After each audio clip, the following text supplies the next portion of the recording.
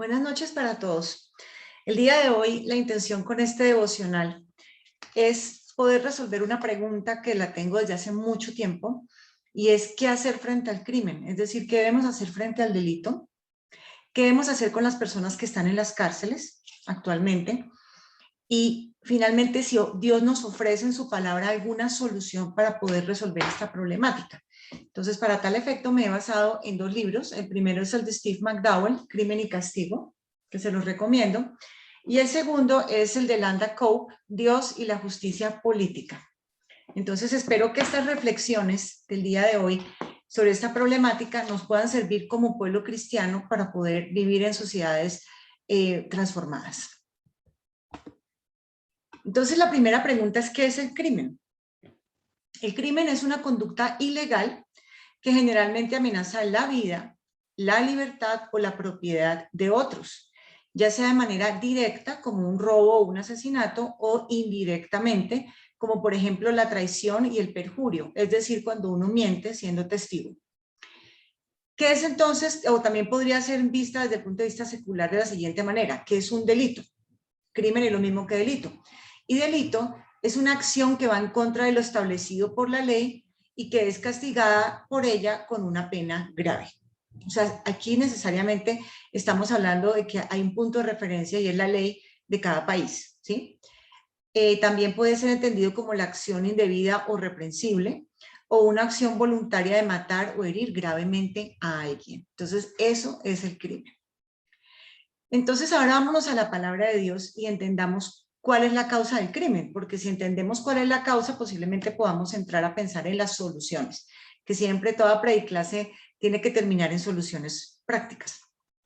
Y vio Jehová que la maldad de los hombres era mucha en la tierra, y que todo designio de los pensamientos del corazón de ellos era de continuo solamente el mal.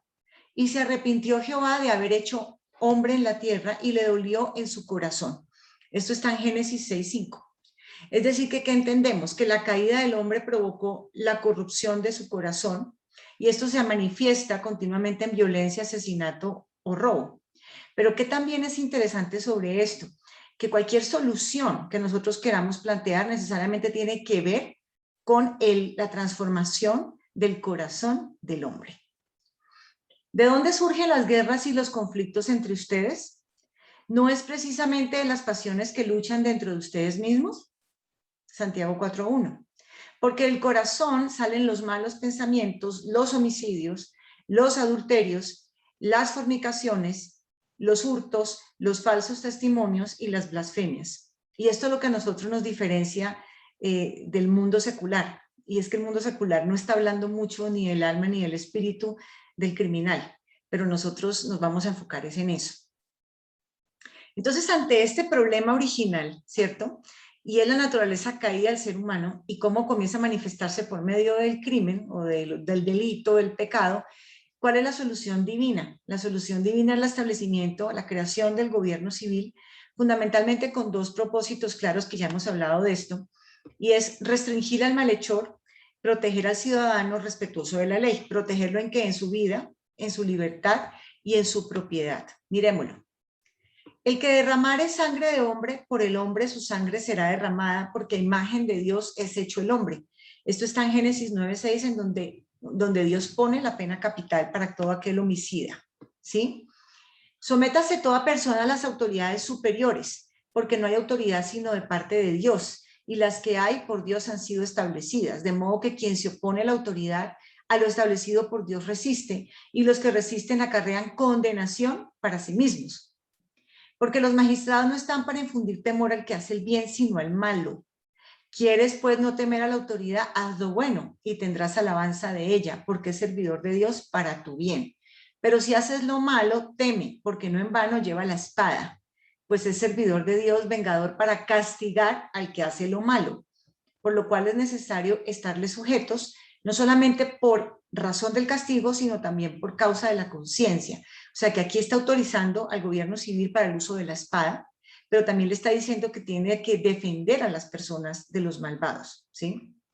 Por causa del Señor, someteos a toda institución humana, ya sea al rey como a superior, ya a los gobernadores como por él enviados para castigo de los malhechores y alabanza de los que hacen el bien. Entonces, este es un punto de partida importante para entender por qué el gobierno civil se tiene que hacer cargo de esto. Bueno, entonces ya el gobierno civil tiene esta asignación. La pregunta, ¿por qué el crimen entonces va en aumento? Miremos lo que dice Eclesiastés. Cuando no se ejecuta rápidamente la sentencia de un delito, el corazón del pueblo se llena de razones para hacer lo malo. Es decir, que si el gobierno civil no le pone límite a los criminales, el delito se va a multiplicar. O sea que es importantísimo la rapidez con la cual se aplique la justicia. Dicen en Colombia, como un chiste malo, que el vencimiento de términos es el mejor abogado que existe, porque no en vano 5.226 personas fueron liberadas por esta razón en el año 2020. ¿Y en qué más deriva esto? En que los ciudadanos van a comenzar a tomar la justicia por su cuenta y esto genera anarquía. Y en últimas, es un declive en la sociedad completa porque ya las personas no se sienten seguras y tampoco libres. Miremos algunos indicadores del tema de lo que se conoce como el crimen. Tal vez el peor crimen que se puede cometer es el homicidio. En Colombia, en el 2020, se presentaron 11.014 homicidios. Cuando miramos las cifras, tanto de Medicina Legal como el Ministerio de Defensa, vemos que los hombres son las principales víctimas y también victimarios. Hay una buena noticia y es que los homicidios han disminuido desde los años 90, lo cual pues muestra que el país de alguna manera ha cambiado. Está concentrado fundamentalmente en Cali, en Bogotá y en Medellín, la delincuencia. Y estos homicidios son también perpetrados principalmente con arma de fuego. ¿Cuál ha sido la principal solución ante el crimen en Colombia y en general en Occidente? En Colombia hemos creído que el uso de la cárcel es el que se va a encargar de reducir la criminalidad. Y esta idea viene de donde viene de Roma. Por tanto, es un concepto pagano. Entonces, más adelante vamos a ver por qué Dios no recomienda en su palabra el uso de las cárceles, sino que tiene otras soluciones para poder hacer como una solución inmediata del crimen. Les voy a dar algunas cifras sobre lo que está sucediendo en las cárceles. Lo primero es que un preso le cuesta a Colombia 22.4 millones al año, es decir, 1.8 millones al mes. Eso es lo que cuesta un preso. Y algunos dicen, hombre, sería más barato enviarlo a estudiar. El gasto en el sistema carcelario asciende a 2.2 billones de pesos. O sea que nos está costando como contribuyentes un montón de dinero esta manera de resolver el problema. Sara, ¿cuántas personas están actualmente en las cárceles? Actualmente, digamos que están en las cárceles 97.000 personas, pero también hay personas que tienen domiciliaria, es decir, que están en su casa. Son 73.855 personas para un total en el sistema de 170.880. ¿Cuáles son las grandes problemáticas que está generando esta situación? Hacinamiento. En este momento el hacinamiento en las cárceles es más o menos de casi el 18%. También la violencia que se experimenta dentro de las cárceles, la corrupción de los funcionarios del IMPEC, que de eso se habla muchísimo en los medios de prensa, e incluso han hablado con tristeza de que los alimentos que les dan están incluso descompuestos. Entonces hay muchos escándalos alrededor de lo que está sucediendo actualmente con las cárceles. Me puse en el trabajo de hacer un análisis del perfil criminal con las cifras del IMPEC del 2021. Definitivamente la mayoría son hombres, el 92.3%. Su rango de edad más crítico, donde hay el rango más frecuente en la cárcel es entre 25 y 29 años, pero lo triste es que cada vez los criminales son más jóvenes. Proceden en su nacimiento de Bogotá. 70.000 delitos más o menos han sido reportados desde Bogotá, el Valle del Cauca y Antioquia. Los que están recluidos en cárceles, fundamentalmente están ahí condenados por homicidio, 24.941, hurto, 20.641, pero también concierto para delinquir, tráfico, fabricación o porte de estupefacientes y lo mismo de armas de fuego o municiones. Cuando lo miramos, digamos, por hombres y por mujeres, los hombres fundamentalmente están en la cárcel por delitos de hurto y homicidio y las mujeres por tráfico, fabricación o porte de estupefacientes. También tenemos muchísimos venezolanos en las cárceles, son 1951 venezolanos que están en estos momentos recluidos. Casi todos los delincuentes están más o menos entre 0 y 5 años de prisión o 6 y 10, ahí está como casi toda la población. Esta parte a mí me impactó personalmente y es el nivel educativo. En casi todos, o sea, el 59% completaron la básica media de primaria, o sea, quinto, sexto, incluso séptimo. Pero el 33% está en básica primaria, o sea, los niveles inferiores a esto.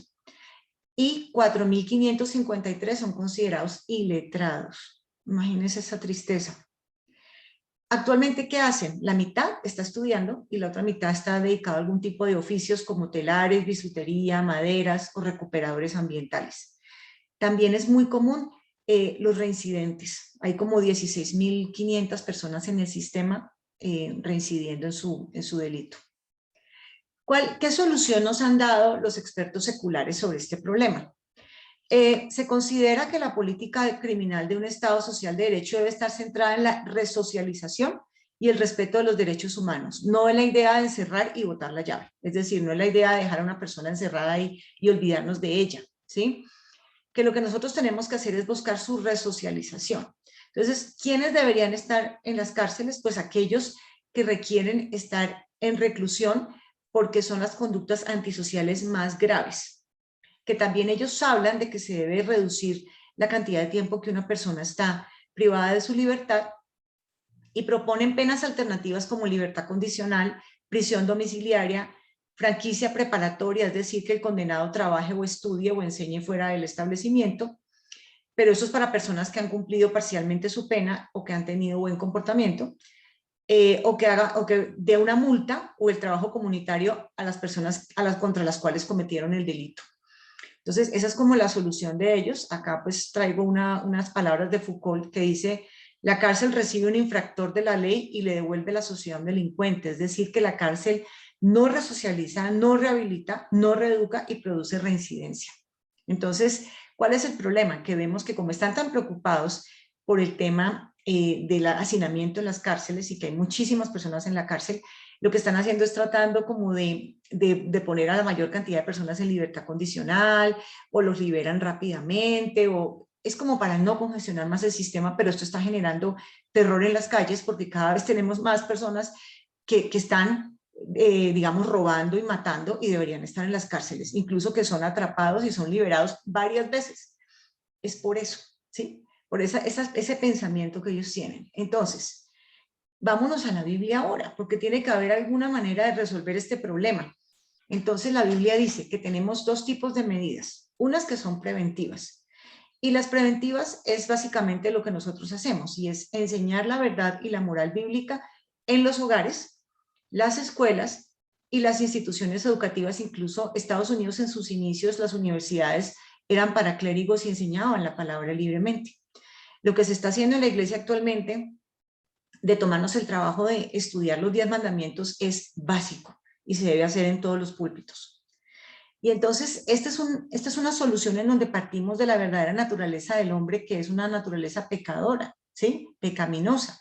Y cuando partimos de esa base, posiblemente podemos estar encontrando la solución, ¿sí? Entendiendo que solamente Dios puede cambiar un corazón que está enfocado a hacer el mal, y no es cualquier mal, ya está llegando a ciertos niveles de crimen. Entonces, la educación y la disciplina empiezan por casa. Veamos qué dice la palabra.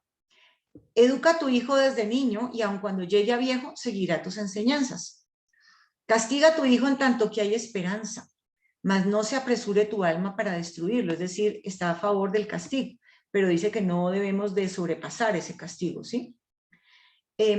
No sé si ustedes recuerdan algunos casos sonados de mamás que han entregado a sus hijos porque han descubierto que están en malos pasos.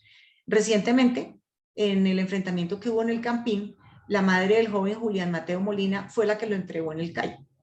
Y en el año 2018 hubo un caso también de una mamá que se dio cuenta que su hijo había cometido vandalismo contra el mío, y fue ella misma la que lo entregó, e incluso hubo personas que hicieron una vaca para ayudarle a esta mamá a pagar la multa.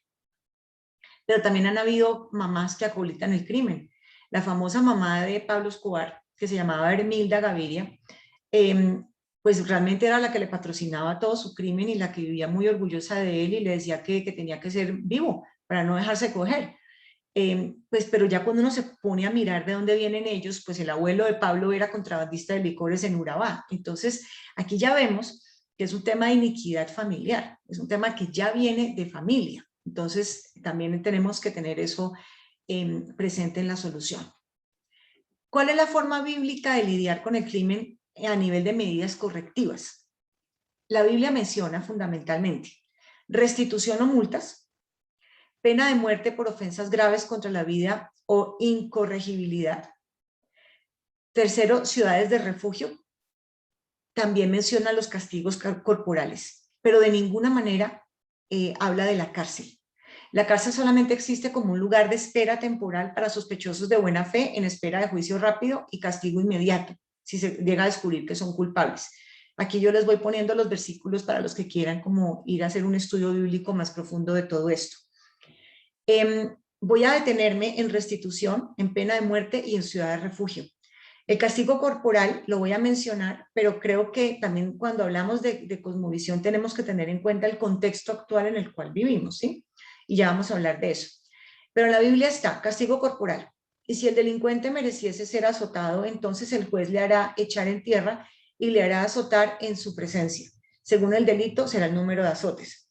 Se podrá dar 40 azotes, no más, no sea que si lo hirieren con muchos azotes, más que esto se sienta tu hermano envilecido delante de tus ojos. Entonces mira que hasta en eso Dios tenía cuidado de no acabar con el espíritu de esa persona, ¿sí? Con su corazón, ¿sí? Miren, hasta en eso tenía misericordia. Aquí voy a hacer una pequeña reflexión sobre la cosmovisión bíblica. Y tenemos que entender que en cosmovisión bíblica, cuando miramos soluciones, nosotros partimos de una situación actual. Y la Biblia nos da la situación deseada según sus principios de diseño para todas las esferas. Nuestro propósito entonces es restablecer el diseño de Dios en todas las esferas. Pero entonces, ¿qué sucede? Cuando miramos esto a nivel de leyes, yo quisiera pasar de una de la A a la B, pero no lo puedo hacer porque tengo que tener una estrategia y este cambio y este mover tiene que ser progresivo para que podamos en algún momento implementar esta cosmovisión bíblica. Entonces, ¿qué sucede? Que la situación A, si nosotros no hacemos nada en el Congreso, podría llegar a ser peor con el avance de los proyectos de ley progresistas, ¿sí? Entonces, aquí también hay un trabajo grande que se tiene que hacer en contención. También tenemos que recordar que todos los crímenes son realmente pecados cuando lo miramos a la luz de la Biblia, pero no todos los pecados deben ser castigados por el gobierno civil, ya que pertenecen a otras jurisdicciones como por ejemplo la familia, la iglesia y las asociaciones civiles. Tal es el caso, por ejemplo, de qué hacemos con el tema del adulterio. Eso no lo maneja la justicia civil, sino lo maneja directamente la familia. O por ejemplo, ¿qué hacemos con un hijo rebelde? ¿Sí se dan cuenta? Entonces, eso es una precisión importante porque cuando no la tenemos clara, el gobierno civil entra a tener atribuciones que no le corresponden, digamos, castigando lo que se conoce como el pecado a nivel bíblico. Entonces, vamos a comenzar a mirar el primer tema, que es el tema de la restitución. Este fundamentalmente funciona para crímenes contra la propiedad. Miremos los versículos. El Señor le dijo a Moisés: si alguien comete una falta y peca contra el Señor al defraudar a su prójimo en algo que se dejó a su cuidado, o si roba u oprime a su prójimo despojándolo de lo que es suyo, o si encuentra algo que se perdió y niega tenerlo, o si comete perjurio en alguna de las cosas en que se acostumbra a pecar, será culpable y deberá devolver lo que haya robado o quitado, o lo que se le ha dado a guardar, o el objeto perdido que niega tener, o cualquier otra cosa por la que haya cometido perjurio. Así que deberá restituirlo íntegramente y añadir la quinta parte de su valor, como una especie de multa. Todo esto lo entregará a su dueño el día que presente su sacrificio por la culpa. Eso está en Levítico 6. Miremos otro, en Éxodo. Si alguien roba un toro o una oveja y lo vende, y lo mata o lo vende, deberá devolver 5 cabezas de ganado por el toro y 4 ovejas por la oveja. Y si a alguien se le sorprende robando y se le mata, su muerte no se considerará homicidio. Si se mata al ladrón a plena luz del día, su muerte se considerará homicidio. El ladrón está obligado a restituir lo robado. Si no tiene con qué hacerlo, será vendido para restituir lo robado. O sea que es como una especie de servidumbre si no tienes con qué restituir. Entonces, vemos que esta corriente con respecto a la restitución ya tiene algo de eco en lo que se conoce como la justicia penal. Desde hace como 2 décadas se está hablando de esto y dice que básicamente este conflicto manifestado en el delito no puede ser resuelto solamente entre el Estado y el victimario, sino que hay que involucrar a la víctima y a la sociedad como una mediadora. Y que el que debe ser compensado pues es tanto la víctima como la sociedad, no el Estado. Entonces, además se busca que el delincuente sea reintegrado a la sociedad y también se busca restablecer las condiciones que existían previamente a la comisión del delito, ¿sí? Es decir, que no sirve de nada poner a una persona en la cárcel cuando más bien deberían de ponerlo a que trabaje y consiga el dinero para restituir a la víctima. Hablan, por ejemplo, de círculos de paz en donde se hacen como mediación de varias personas que están involucradas, las familiares y las amistades de la víctima y del infractor, y entre todos pueden llegar a una solución. También hablan del servicio comunitario, en fin, y se habla más o menos de unas 2 a 5 veces la pérdida real que tuvo la víctima. ¿Qué ventaja tiene esto? Que pues que se manda claramente el mensaje a la sociedad que el crimen no paga. También que la ciudadanía no debe pagar por el encarcelamiento, que ya sabemos cuánto cuesta eso al Estado.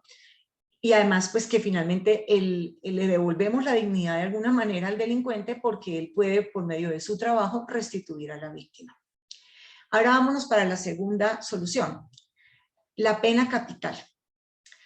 El que hiera a otro y lo mate será condenado a muerte. Si el homicidio no fue intencional, pues ya estaba de Dios que ocurriera, el asesino podrá huir al lugar que yo designaré. Si el homicidio es premeditado, el asesino será condenado a muerte, aun cuando busque refugio en mi altar. El que mate a su padre o a su madre será condenado a muerte. El que secuestra a otro y lo venda, o al ser descubierto lo tenga aún en su poder, será condenado a muerte. Esto está en Éxodo 21 y 22. Entonces, vemos que la pena de muerte ha sido muy común en los principios de la historia de la humanidad.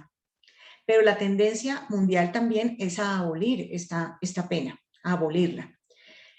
¿Para dónde entonces aplicaba, para qué casos aplicaba según la Biblia la pena capital? Para el asesinato, para el secuestro, para cuando se ofrecían sacrificios humanos, para el incesto, pero también para muchos otros que hoy en día pues se representan pecados, ¿sí? Como por ejemplo el tema del adulterio. ¿Cuál es la preocupación que podemos tener ante la pena capital? Pues que los jueces no son siempre íntegros, más aún Colombia tiene un problema muy grave en esta parte. También hemos visto que esto se ha prestado para abusos, como ocurrió en Inglaterra, que crearon una cosa que se llamaba el Bloody Code, el código sangriento, y 222 delitos tenían pena de muerte. Incluso, por ejemplo, pintar un puente tenía, o blasfemar, o cosas así tenía pues una pena de muerte en Inglaterra de esa época. Eso fue mejorando. Acá vemos una mujer de Dios, que es Betsy Fry, quien se inició lo que se conoce como la obra social dentro de las cárceles, fundamentalmente para ayudar a los hijos de las reclusas, pero también promovió la reforma de las cárceles de la mano con William Wilberforce. Entonces vemos que también las personas de Dios se han encargado de estos temas. ¿Cuál es la situación de la pena de muerte en el mundo? La pena de muerte existe en el mundo. En el 2020 se presentaron 1.477 condenas. Vemos que los países que más aplican la pena de muerte son China, Irán, Egipto, Irak, Arabia, y en Estados Unidos, en algunos estados está permitido, pero fue abolida en 22 estados ya. De hecho, Texas es la más activa en este tema de la pena de muerte. Lo hacen por medio de una inyección letal y la silla eléctrica. Entonces, vemos que este es el panorama de la pena de muerte en el mundo. Pero como les digo, la tendencia es a la abolición. Ahora les quiero hablar de las ciudades de refugio. Entonces veamos para qué aplicaba. Era para proteger al individuo de la violencia colectiva y comunitaria, ¿sí? Para que las personas, los familiares de la víctima no se vengaran de la persona que no había matado, digamos, con intención. El Señor le dijo a Josué: pídeles a los israelitas que designen algunas ciudades de refugio, tal como te lo ordené por medio de Moisés. Así cualquier persona que mate a otra accidentalmente o sin premeditación podrá huir a estas ciudades para refugiarse del vengador del delito de sangre. Cuando tal persona huya a una de estas ciudades, se ubicará a la entrada y allí presentará su caso ante los ancianos de la ciudad. Acto seguido, los ancianos lo aceptarán en esa ciudad y le asignarán un lugar para vivir con ellos. Si el vengador del delito de sangre persigue a la persona hasta esa ciudad, los ancianos no deberán entregárselo, pues ya habrán aceptado al que mató sin premeditación ni rencor alguno. El acusado permanecerá en aquella ciudad hasta haber comparecido ante la asamblea del pueblo y hasta que el sumo sacerdote en funciones haya fallecido. Solo después de esto el acusado podrá regresar a su hogar y al pueblo del cual huyó tiempo atrás. Entonces, esto es como una medida cuando ocurren muertes accidentales, ¿sí? Y era administrado por el sacerdocio levítico. De hecho, decía que si llegaba a aumentar mucho la población de estas ciudades, había que crear unas nuevas. Vemos un caso que no es exactamente igual, pero vemos que el Imperio británico decidió dedicarse a la deportación porque tenía un hacinamiento grandísimo en sus cárceles. Y lo que hizo, por ejemplo, fue enviar a sus colonias presos. Por ejemplo, lo hizo con Australia. Australia era una colonia penal. Y más o menos entre 1787 y 1868 deportó 165.000 convictos, pero también esto se prestó para muchísimos abusos en contra de los presos. Bueno, Sara, y entonces, ¿qué recomiendas? ¿Qué podemos hacer? Primero que todo, el fortalecimiento de las familias. Exhortar a los hombres sobre las consecuencias del abandono de los hijos, porque han habido muchos estudios que han demostrado que el perfil criminal es de una persona que no tenía papá o que si lo tenía, realmente el papá no respondía por él. También es clavísimo el tema de la disciplina y la crianza de los niños, y esto ya hemos hablado.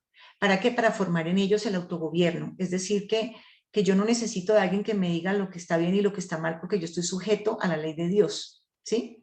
Entonces necesitamos crear personas o criar personas con autogobierno. La segunda, el avivamiento.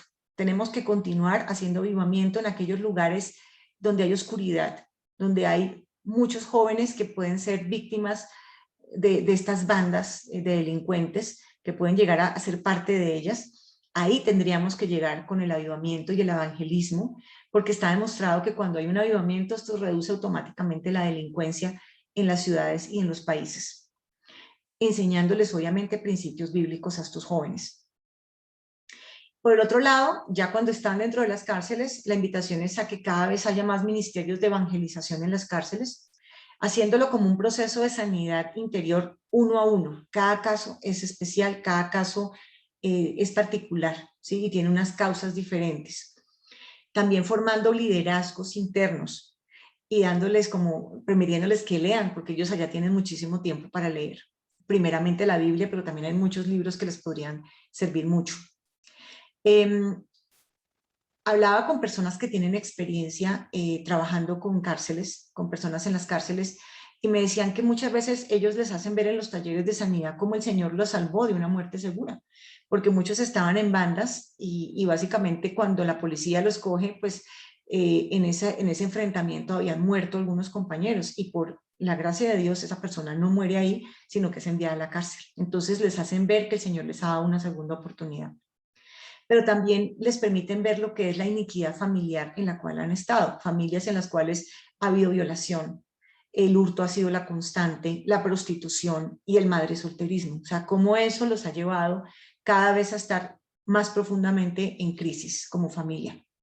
También me contaba que una cosa que hacen cuando las reclusas ya han terminado su proceso y de pronto han estudiado para terminar el colegio y han adquirido un oficio digno, y les han dado nociones de emprendimiento, de costos y de cosas, es que les dan un capital semilla, como esta iglesia que tiene este apostolado.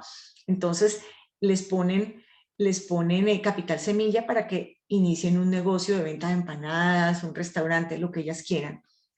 Pero también, ¿qué necesitamos? Creyentes con temor de Dios, carácter cristiano y cosmovisión bíblica que se involucren en la reforma del sistema. Esto tiene que ser reformado porque como está, no está funcionando bien. Pero también muchos jueces cristianos, muchos jueces que entiendan la cosmovisión bíblica. Y también de nuevo el llamado al 2022, elegir buenos gobernantes, porque miren lo que dice aquí. Cuando el rey se sienta en su trono a juzgar, con una sola mirada echa fuera toda la maldad. O sea, si nosotros ponemos buenos gobernantes, ellos se van a encargar también de echar fuera el crimen de nuestras sociedades, de aplicar la justicia correctamente. En esta ocasión me encantaría escucharlos. Por favor, escríbanme comentarios de sus experiencias trabajando con las cárceles. También los que de pronto son abogados penalistas, ¿qué piensan que podría ser una solución? Quisiera escucharlos, entonces por favor háganlo a través de las redes sociales. Yo tengo mi fanpage, Sara Caicedo, pero también tengo mi canal de YouTube que se llama igual. Entonces los invito en esta ocasión, quisiera de verdad escucharlos y saber qué piensan y qué nos recomendarían. Bueno, gracias Señor por este tiempo, gracias Señor por este estudio que nos muestra tu palabra, Señor, nos muestra los planes que tú tienes de restauración para la sociedad, de transformación, Señor, desde lo más básico, desde lo más profundo del corazón del ser humano. Señor, yo te pido que esta enseñanza pueda dar un fruto al 100 por 1, Señor, que las personas que lo escuchan y que pueden hacer algo al respecto, Señor, inicialmente educar bien a nuestros hijos, pero también el ministerio de las cárceles, el ministerio de la restauración de familias, los avivamientos. Hay mucho trabajo por hacer y para poder acabar con el crimen en nuestra sociedad, Señor. Y yo te pido que seas tú llamando directamente a cada uno de los que me escucha, Señor, y generando cambios poderosos en nuestra sociedad. Te lo pedimos en el nombre de Jesús. Amén. Bueno, pues muchas gracias y me despido con este versículo. Les daré un nuevo corazón y les infundiré un espíritu nuevo. Les quitaré ese corazón de piedra que ahora tienen y les pondré un corazón de carne. Eso es lo que necesitamos hacer para poder acabar con la criminalidad. Que las personas tengan un corazón de carne. Y eso solamente lo logra el evangelismo, pero también un encuentro personal con Jesús y un arrepentimiento genuino de ese corazón. Entonces, los dejo y muchas gracias por haber escuchado esta enseñanza.